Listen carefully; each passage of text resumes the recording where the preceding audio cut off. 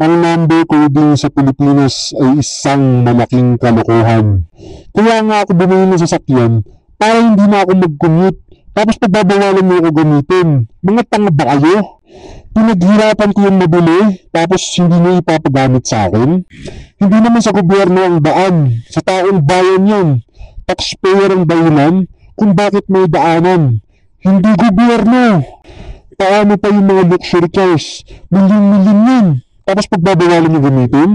Sa tricycle, hindi coding ang tawag sa batas na nagbabawal mamasada. Pero may batas rin na bawal sila mamasada ng isang araw kada linggo. Paano yung mga tricycle drivers? Maliit lang nga lang kinikita, pagbabawalan nyo pa mamasada. Ang tanga na nakapag-isip ng number coding na yan, kung sino ka man. Wala kasing lumalabas na pangalan sa internet eh. Ang lumalabas lang is yung naglunsad at yung nag-approve. Kaya sa ahensya na naglunsad at dating president na nag-approve, ang tanga nyo. Hindi number coding ang solusyon sa traffic, kundi ang hindi nyo pangangarakot ng pondo ng pagpapagawa ng mga daanan. Yun ang solusyon. Follow kung gusto nyo pa ng mga gantong content. Gising Pilipinas!